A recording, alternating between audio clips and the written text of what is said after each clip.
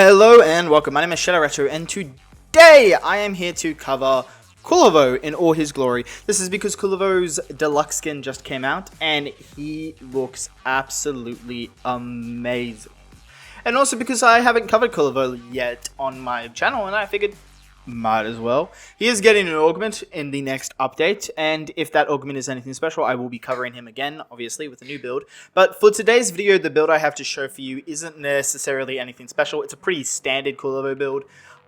If you're new to Kullervo, don't know how his abilities work, then this video is great for you. But if you've already seen other YouTubers' video content on Kullervo, I'm probably going to rehash a lot of the things they have, so like, watch this video as you want. I'm going to be completely honest, my build is nothing special. It's a very stock standard Kullervo build.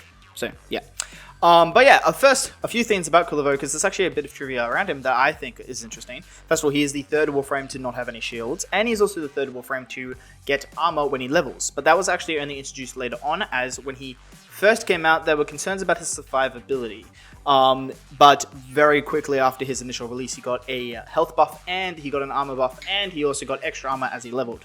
Additionally, he's also the reason why we have Overguard on Warframes, and the reason why we have Overguard gating. He was the first Warframe to have Overguard natively. Yes, there are older Warframes than him that has Overguard, like Rhino or Frost or other Warframes like that. However, before the update that brought us Kullervo, those Warframes didn't have Overguard. In fact, the update that Kullervo came with gave us Kullervo, obviously, and also it changed a lot of those abilities that had effects that functioned the same as what Overguard functions now, such as Rhino's Iron Skin, and converted it into what it previously used to be into Overguard. It is functionally the same, it just wasn't Overguard before, which is pretty cool. So Kullervo was the Warframe that brought us Overguard, and originally when Overguard was shipped to us, it didn't have Overguard gating, but because of concerns about Kullervo's survivability, Overguard gating was added, because Kullervo, since he doesn't have shields, he doesn't have any native gating mechanic, which is definitely an issue, even if you wanted to health tank, which you can definitely do on all Warframes. You definitely still want a gating mechanic, because every now and then you will just get one-tapped. Even on lower Still Path enemy levels, you can just get one-tapped if you're not really paying attention. Just randomly, it happens to us all. It's not as common on lower Still Path levels, but it does happen. So, all Warframes should at least have a gating mechanic, so it's really good, important that Kullervo got a gating mechanic, because it didn't ship with one, and he gave us a gating mechanic for all Overguard frames, and which was a massive buff to other Warframes. So thank you, Kullervo. But yeah, enough of me ranting about random facts about Kullervo. Let's actually get into his abilities, and then I will showcase my build. Starting with this passive. So Kullervo is the greatest Warframe in the game when it comes to heavy attack melee setups. He's just a very good melee Warframe in general. But specifically for heavy attacks, he's really, really good because of his passive, because of his first, and because of his third. What his passive actually does, though, is he has a few passives. He gets 75% heavy attack efficiency passively. What heavy attack efficiency is normally whenever you obviously perform a heavy attack, it drains all of your combo counter. So if you have 11 times combo, you perform a heavy attack, you're now down to 0. This is a big thing because combo counter increases the damage of heavy attacks. Heavy attack efficiency, however, reduces how much combo counter you consume. If you had 100% combo counter, it will only consume 1 times. So again, with the previous example, if I was at 11 times combo, it will only lower me down to 10 times instead of back down to 0. So having passive heavy attack efficiency is actually really, really nice for a frame like Kullervo, which is very focused around heavy attacks. And his other passive is that he gets 100% heavy attack wind-up speed. What that is basically just attack speed specifically for heavy attacks, as attack speed doesn't affect heavy attacks. This is awesome because you want wind-up speed on every heavy attack setup, because otherwise your heavy attack animation will be slow and kind of annoying, and it can slow down your KPM.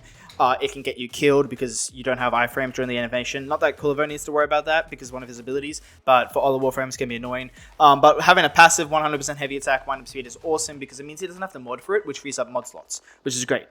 The other passive he has is that he does have a unique like little graphical interface above his energy. And it simply just shows you your combo counter. It's nothing special besides it shows you your combo counter. It is really cool though, because it shows you that combo counter even when you don't have your melee weapon equipped, which is awesome, and I actually kind of wish was a feature across all Warframes. And it is also a really cool graphical interface and looks much nicer than the normal combo counter graphical interface. So it's really cool, but nothing mechanically different there. Anyway, let's get into his abilities, starting with his first ability. So his first ability is called Wrathful Advance, and it is one of the best abilities in the game. However, miraculously, it is not his best ability. What Wrathful Advance does is it has 2 functions. You can either tap it while targeting an enemy, and it will teleport you to that enemy and will automatically perform a heavy attack when you do it. In addition to this though, it will also give him iframes during the heavy attack animation. This is why I said Kullervo doesn't have to worry about getting killed during heavy attack animation, because you can just cast your first ability to perform heavy attacks instead and you get iframes, which is actually really, really nice. Like I'd say, you don't get a lot of iframes when performing animations like this in this game. It's actually something that's quite rare in this game, surprisingly. So the fact that we get it for this ability is actually really, really awesome. However, you can also hold cast the ability and you will see this little blue, or it will be whatever color your energy color is, obviously, but you'll see this little visual effect that will basically point to you and it will show you where you want to teleport. And if you release the hold cast, you will then obviously teleport to that location. If you do go into the settings and you click on the invert tap hold settings for Kullervo, this basically makes it so that you can tap to teleport to any location and also tap to teleport to an enemy and perform that heavy attack. So you get a tap for both functions. If you're teleporting to a location, not an enemy, Kullervo will not perform the heavy attack, so it won't consume your combo counter. However, personally, if you are using a heavy attack setup with Raphael Vance, I wouldn't recommend using the tap hold inverted function for Kullervo, because I find personally that I have to actually aim at an enemy, and if I don't get the reticle right on an enemy, it will teleport me and it won't perform the heavy attack, which is what I don't want. So by keeping the default settings on, making it so I have to hold to use Raphael Vance, it basically guarantees that when I do teleport, it will always be a heavy attack, which fits my purposes better. But if you're using Raphael Vance as a crit chance buff for another Warframe or something like that, which I will explain in a second, then yeah, you probably want to consider using the tap hold instead, because that means you'll be able to teleport, get the crit chance buff, but you won't have to consume your combo counter. And what on earth am I talking about when I say crit chance buff? Well, Raphael Vance gives you a 200% absolute crit chance buff whenever you teleport. If you teleport for your and perform a heavy attack, or if you teleport and don't perform a heavy attack. As long as you teleport, you get the crit chance buff. And that crit chance buff does go to your heavy attack as well. What an absolute crit chance buff means is it's a flat number that is applied after mods. So if your modded crit chance is 50%, for example, at base power strength, you would get an additional 200%, so your crit chance would go up to 250%. Because of this makes needing to mod for crit chance entirely redundant, because just with 200% power strength, I get 400% crit chance on even a weapon that has 0% crit chance. This crit chance buff does only apply to melees, and you can see it in action here. This weapon should actually have relatively low crit chance. Well, that was a crit there, but you're seeing that I am critting in there somewhere, but most of my shots were yellow, right? If I perform my teleport, I will now exclusively red crit, and it's actually a tier 5 red crit mixed in with a few tier 4 red crits, which is says a lot about how amazing this ability is. And yeah, it does apply to the heavy attack after you teleport, obviously, but it isn't entirely just for that heavy attack. It will also remain keeping that crit chance buff for 10 seconds after you teleport. So yeah, it is a really powerful ability, and it's also Kullervo's Helminth ability, so he's worth picking up just to get the Helminth, because it's one of the best Helminths in the game, and is probably one of the best damage buffs you can have for any melee setup, especially with the exalted weapons now being really good. Highly recommend getting Kullervo for the Helminth ability. And the Helminth does only give you 100% crit chance buff, but that's fine. It's still an amazing crit chance buff. Moving on to Kullervo's second ability, you will notice that Kullervo has a bunch of daggers sticking out of him. So the way his second ability works, it's called Recompense, is he will launch these daggers from his side and they will hover around him for a brief duration. 10 daggers in total, until they will auto-target and fly off to hit enemies within range. It does do a bit of slash damage, force proxy, bleed, and stagger status effects, which are the status effects for slash and stagger respectively. However, the damage does isn't really that good. The main reason you would use this ability is because for every enemy that gets hit by the ability, you do get healed. And if you have max health, you will gain Overguard. So I'll cast the ability and you'll see that happening. As you can see, I'm currently sitting at 400 health. Kullervo has a base health of 1,200. He has the third most health, highest health in the game, just after Grendel. So yeah, you'll see me cast the ability. You'll see I now have max health and I have 6,000 Overguard as well. I'll do it again. Now I'm at 13,000 Overguard. So yeah, it is a very good. His Overguard cap is 10,000, which does scale strength. So my Overguard cap is sitting above just 20,000. But yeah, this is really his entire survivability comes from this ability, because on lower levels, the Overguard will be enough to tank a lot of damage. Higher levels, though, because he doesn't have shield gating, you do really have to spam this ability for the Overguard gate. which is a bit annoying because the good thing about shield gating is you can cast damaging abilities and you get shields from it. Like, let's say on Korra, I can cast my first ability, which not only wipes out rooms, but also gives me shields, which gives me survivability. But in the case of Kullervo, you kind of need to cast this ability entirely just for survivability, which means it's less flexible than shields in a way, but it's still a really good survivability tool. The gate mechanic is obviously shorter. It's only 0.5 seconds instead of up to 2.5 seconds. However, when he casts the ability, he does get 1 second of iframes, which means in total he will get 1.5 seconds if you pair the overguard gate and the native iframes he gets. So it's not too bad. So yeah, this is basically his entire survivability, and he does get a bit spammy with it on in later higher level content. But if you're playing base steel path, even stuff like EDA, ETA, you probably don't have to spam it too hard. And you should be fine. However, it is important to mention that whenever the daggers do hit an enemy, it actually does build up Kullervo's combo counter. So because there are 10 of them, it will give you 10 combo. So I'll cast it. You can see I'm at 30 combo now. I'll cast it again, 40, cast it again, 50. This is the reason why you can always see a Kullervo's combo counter, because his ability increases combo counter, which just makes it kind of easier to see what's going on with him. But yeah, it's very helpful, a lot of fun there, and the daggers are actually affected by mods or arcanes that give you combo counter chance, like Quickening, for example. It will increase, or even the Naramon ability, that Opening Slam, it will actually affect the daggers, and you can get multiple combo hits from the daggers as well, which is very, very cool. Next is his third ability. This ability is called Collective Curse, and it is arguably the best ability in the entire game. Now, I've seen a few YouTube videos, or just people generally, like through Discord and stuff, suggest to people to Helminth off this ability. If anyone ever suggests that to you when talking about Kullervo, never ever listen to them ever again, because this is arguably the most powerful ability in the entire game. The way it works is very, very simple, but because of what it does, it is just entirely cracked. So what does it do? Well, Collective Curse is simple.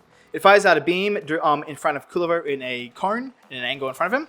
Every enemy that gets hit by this beam will get staggered, as you just saw, but they also get chained together. What this does is, whenever I damage an enemy that is a part of this chain, all the enemies within this chain will receive that damage.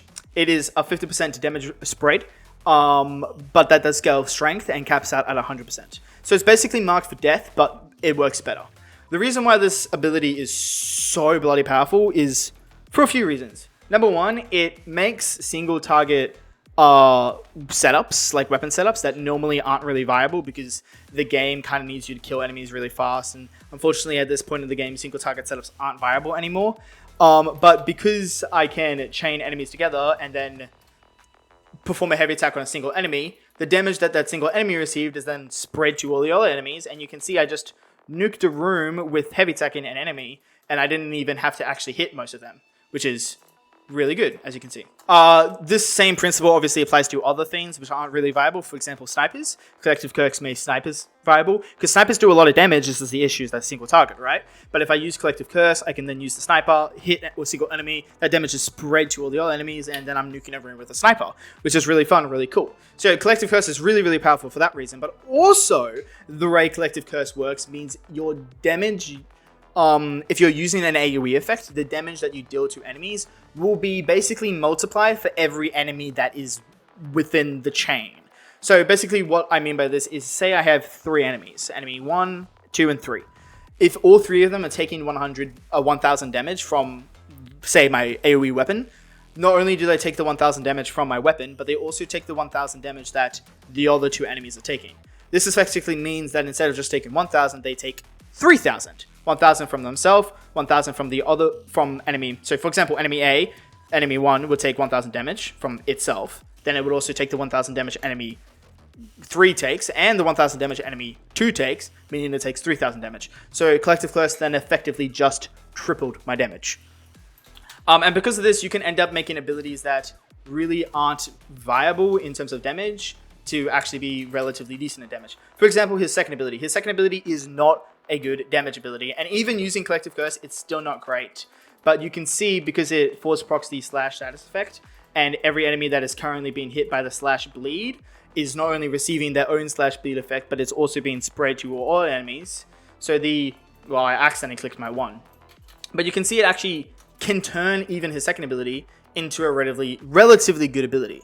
And that was against heavy gunners, which is a quite tanky enemy. If I did a more generic, a bit of a weaker enemy like Butchers, which are very weak, you'd be able to see that it actually makes it so the second can do a bit of damage. Like, this is just casting the second twice, and because it's spreading all that slash status effect to all the enemies, it made it do a bit of damage. And it's not a powerful ability at all. Like, I'll do that again by just casting the second without Collective Curse, and you'll see the damage it does.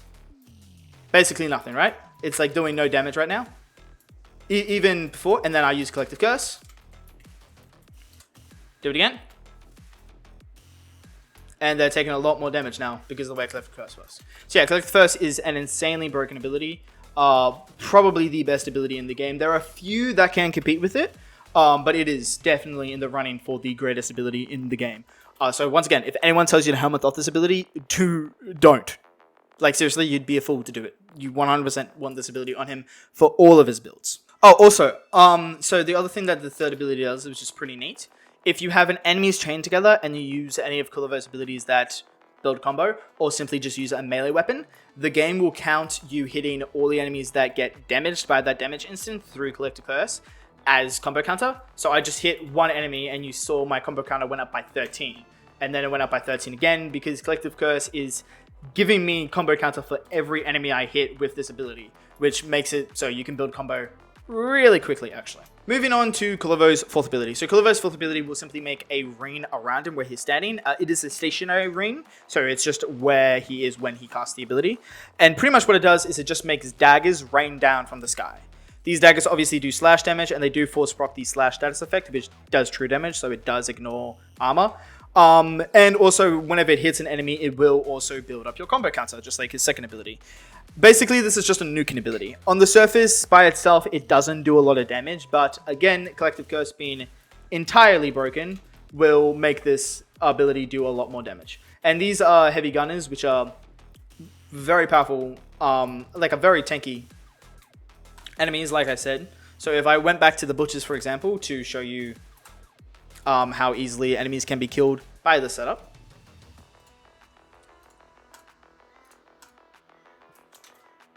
So for reference, this is me just using the ability on the Butchers. It's doing damage, but it's not doing the greatest damage in the world. Now, Collective Curse, they're dead immediately.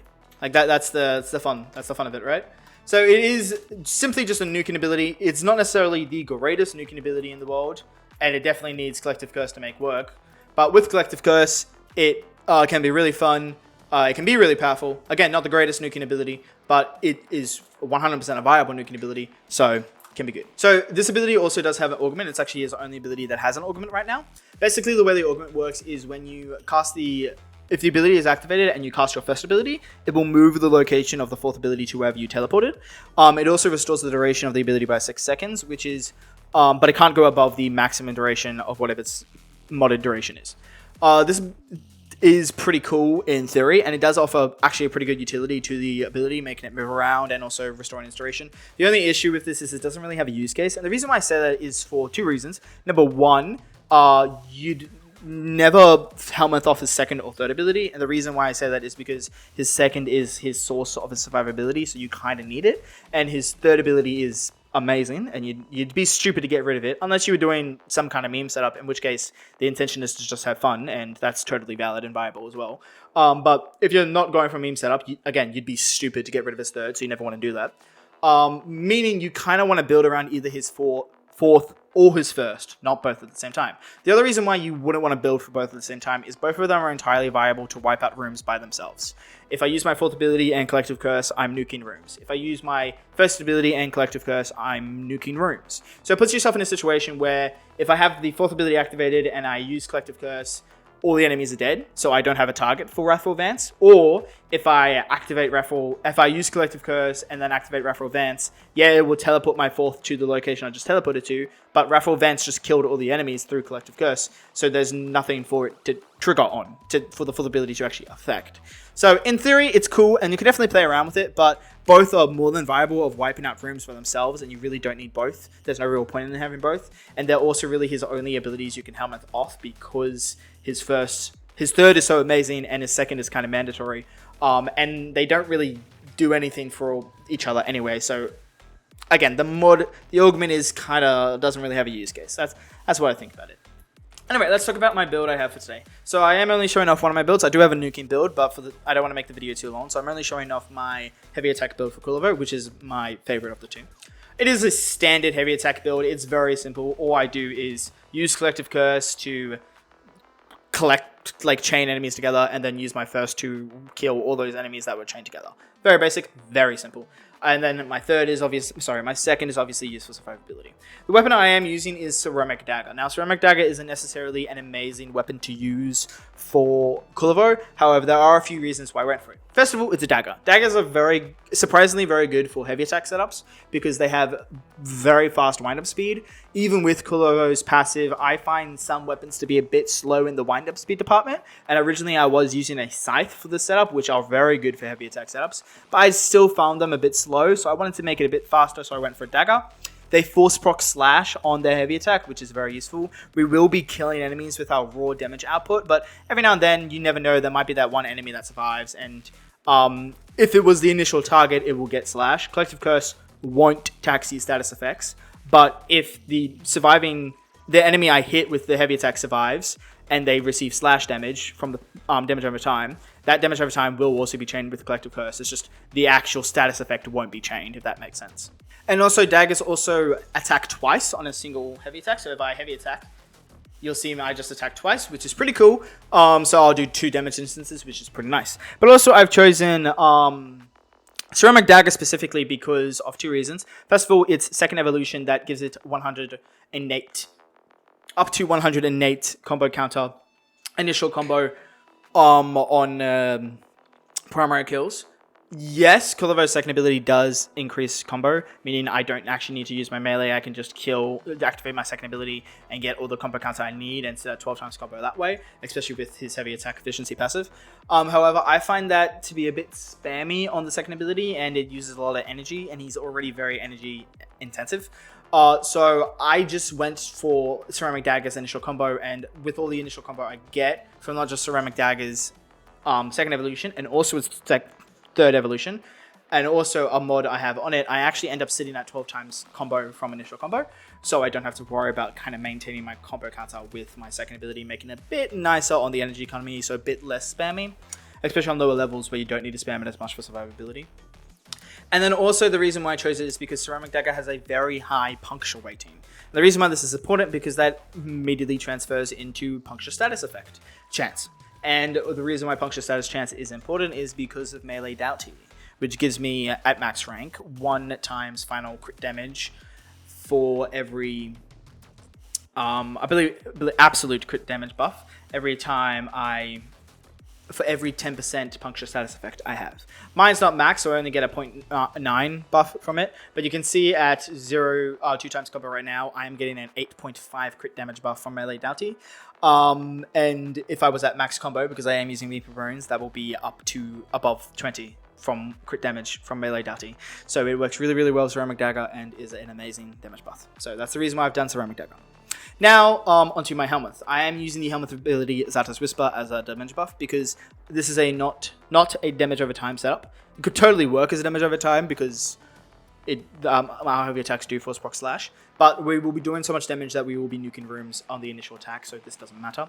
And Zata's Whisper is easily the best Helminth when it comes to raw damage. This is because of a few reasons. First of all, it triggers off. It's not a basic elemental damage buff like say Nourishes. It works more like Toxic Clash. Effectively, it's a second damage instance, kind of doubling your multi-shot. In the case of the melee, since our heavy attack does hit twice, it will trigger twice. So we'll actually be doing 4 damage instances instead of 2. It also double dips with faction mods, so it will increase its damage a lot. And it is also multiplicative with both faction damage and also base damage, unlike Raw, which is additive with faction damage mods. Eclipse is multiplicative with both of them, but because of the way Zata works with multi-hits in the case of a melee weapon, and also faction damage, it will result in a much larger damage buff. So 100% you want to go with Zata's Whisper. For any raw damage setup, it will result in the best damage buff for this kind of situation. And that is Helminth over his 4th ability, if that wasn't obvious. So, going on to the Archon Shards now. I don't have any Archon Shards on him, but I will give you a recommendation. If you want to go crazy, 5 Tower Forge Purple Shards, crit damage. That's all you would need. He is crazy and he doesn't need that, but if you wanted to go insane and get stupid damage numbers, that's how you would do it. Very quickly, I wanted to speak about Nourish a bit. His energy economy is a bit tough, especially on this build. He does use a lot of energy. You might be tempted to use Nourish. Don't. Especially if you're using Ceramic Dagger with Melee Doughty. This is because since Nourish gives me a viral damage buff, it will lower the crit chance of puncture. Because simply by adding an extra element, that basically changes the elemental damage weighting. And the pre-existing damage types on the weapon will have a lower status chance because of that. So if you add Nourish, you'll actually end up lowering the crit damage you get from Melee Doughty. If you're going to use a different weapon and you're not using Melee Doughty, then yeah, you can use Nourish. That's totally fine. It will give you a damage buff, not as good as Astral Whisper, but a perfectly fine one, and it gives you that energy. But if you're using Ceramic Dagger with Melee Doughty, do not use Nourish. It will lower the crit damage you get from it, so don't. Let's look at the build now. So Energy Siphon. You can use whatever aura you want. I just went with Energy Siphon because why not? Gives me a bit of energy regen. Nothing great though, so. We are using Arcane Energize. This is a bit important because, like I said, his energy economy is a bit rough. So this is for helping out with the energy economy, and I'm also using Equilibrium at the same time because, like I said, energy economy is a bit rough. If you don't have Energize, you'd probably want to consider using Nourish instead, in which case you wouldn't want to use Melee Doughty. You could, it would still offer you a great crit damage buff, but it won't be as good as what I'm doing, but that's fine. We are also using Arcane Fury. This gives me a 180% melee damage buff whenever I have a critical hit, which thanks to Kullervo's first ability will be always. So this is just a nice base damage buff to my melee. And then he actually doesn't need a lot. This is because there's no real point in modding for high strength when it comes to either Raffle Advance or Zartos Whisper, because we'll be doing so much damage anyway. So we actually only really need 200% power strength to get the max damage redirection from Collective Curse. And having 200% power strength also means we get a full 100% crit chance buff from Wrathful Advance, which is more than enough. So it doesn't need a lot of strength. So full strength, I'm only using Upper Intensify, Transient Fortitude, and Orca Secrets. Range is nice, but it doesn't affect the setup too much. It does increase the distance that the third ability will go, but it doesn't really increase the angle or anything like that. So it's nice to have, but it isn't doing too much, so you don't need to really mod for too much range. This is why I only went for stretch. And I am using duration. The only real ability this is affecting is Zartos Whisper, but it is nice to have a bit of duration for the sake of Zartos Whisper, so I went for Prime Continuity and Organ Message, since we do have Transient Fortitude, which also lowers that duration. So now for the melee, so yes, I'm using Ceramic Dagger with its Incarnate, obviously. We are using, for some reason my game is bugged and it's not showing me what the evolutions are, but this evolution is the one that gives 100 extra base damage and also increases initial up to 100 initial combo whenever we kill an enemy with our primary weapon. The third evolution we are using is the one that gives 20 plus initial combo, and the last evolution I'm using is the one that gives me increased status chance, because that means more crit damage from Melee Doughty. And we don't need to worry about crit chance with this weapon at all because of Kullervo's first ability. For the actual build, as you can see, Melee Doughty. For the aura, go with whatever you want. Not aura, stance, go with whatever you want. Prime Pressure Point and also Killing Blow for our base damage. Killing Blow also gives us heavy attack wind-up speed, but I don't think the game allows you to go above 50%, so it doesn't do anything. It is still a good damage buff though. It's better than Spoiled Strike. It only applies to heavy attacks, but in this case that works perfectly. Then we do have Organ Shatter, not for the crit chance, but for the 120% crit damage. Galvanized Steel. Organ Shatter as well for the 90%. We're not using Amalgam Organ Shatter because we have Kullervo's passive, and regular Organ Shatter does give us a 5% crit damage buff increase from Amalgam Organ Shatter, so it is a tiny bit better. Then we do have Joggerless Barbs, which I definitely pronounced wrong, which gives me puncture and status chance. This not only increases my puncture rating, but it also increases my status chance, which means even more puncture status chance. And Weeping Runes to further increase my status chance as I go up in combo counter, which means even more puncture status chance, which means even more crit damage from Melee Doughty. Then we do have our faction mod. I would highly recommend using faction damage mods because they are multiplicative with base damage, which is a very, very big damage buff. It's not a damage over time build, so they're not as good, so you don't need it, but I would highly recommend it regardless. So yes. With that said, I am now realizing that through the gameplay footage for this video, I was using the wrong faction mode because I have already recorded it by the time I'm recording this bit of the video, and I was using Prime Smite of Orokin instead of Corpus. So the damage you see me doing in the video was based off without the faction damage mod. If I actually had the right faction damage mod on, I would be doing a lot more damage, obviously. But yeah, you can gauge that as whatever you want. Galvanize Reflect for the extra heavy attack efficiency. This brings me up to 100% heavy attack efficiency. So I only use 1 times combo instead of whatever it would have been at 75%. And also it gives me an extra 80 initial combo on melee kills with Galvanize Reflect plus Ceramic Daggers 2 evolutions. We are sitting on enough initial combo to have 11 times combo from initial combo, like I said, which is a lot. It's great for both weapon runes to increase our status chance, puncture status chance for melee darty, and also for our just overall damage for the setup. For the companion, I am using Death Cube Prime. Doesn't matter if it's Prime or not, you can do the regular one. Reason why is because it is very great for energy economy. I do have Energy Generator, which is Death Cube specific mod, which will give me an energy orb drop every 10 kill assists, which is nice. Duplex Bond and also Synthetic Construct also health, but they can be placed on any companion. Duplex Bond, however, is really good because whenever I consume energy, it creates up to 3 clones. Whenever those clones kill an enemy, it has a 50% chance of dropping energy orb, so this results in a lot of energy orb drops, and is why Death Cube is so good for energy generation, because it can be paired with Energy Generator. And Synthetic Construct also increases the chance for health orb drops, which also gives me energy through Equilibrium. Contagion Bond is really, really powerful when it comes to spreading status effects, and can allows the companion to do a lot of damage through that status effect spread. We do have Assault mode to make it so the companion can actually attack enemies, which is obviously needed for the setup. Regen, so the companion's recovery timer is reduced. Enhanced Vitality, Calculated Redirection for the survivability of the companion, and obviously Vacuum is a must-have. Yes, I am using Guardian. This is because I reuse companion builds for different Warframes. Guardian does nothing for Kullervo since he has no shield, so you can feel free to replace this mod if you want. So we are using the Verglass Prime for the weapon for the setup. You can use the regular Verse class if you want, but obviously the Prime will be a significant improvement, so I recommend getting the Prime. It's easier to get than the regular one anyway. So Verglass Prime is the best DPS weapon when it comes for companions. It is really good with viral heat setups, which is what we have. I am using Inspiration for base damage. We do have the faction damage mod. In this case, you definitely want to make sure the faction damage mod is on there and is the right faction, which I did make sure is correct. The reason why is because it will double dip the hit damage and make it do a lot more damage. So you definitely want the faction damage mod. I am using Prime Shed for the fire rate and also Punch Through. If not, just use a normal. If you don't have Prime Shed yet, just use a normal fire rate mod. It's fine. Malignant Force and Rim Rounds for the viral. Make sure both of them are unmodded. And we have fast turns for the reload speed, which is actually pretty helpful for Verglass, as it means less downtime between its firing sessions. The reason why you want to make sure both of these are unmodded is because Verglass does have innate cold. And if your viral does more damage than heat, it means that viral will be applied to enemies more often. And we don't really want that because heat is the thing that's doing the damage. So we want to make sure we're doing more heat damage. In response, I am using both Thermite Rounds and Hellfire to increase that heat damage above viral. Otherwise, even with the unmodded Malignant Force and Rim Rounds, the viral would be more. For the focus skill, you can run whatever you want. It does not matter. Naramon is not useful to you, however, because this is not a quick attack melee build, and Naramon is only used for quick attack builds. It's a heavy attack build, so you don't really need to worry about that. I was using Matarai because I was doing Void Cascade for the gameplay footage, and you kind of need Matarai for that game mode. Matarai is really good though because it gives you some extra damage. It also will increase your casting speed, power strength. It has a lot of cool buffs like that you can make use of. It's honestly just a really good focus skill. However, you can also use Xenarek if you wanted the extra energy economy, which is normally what I would use if I'm being honest.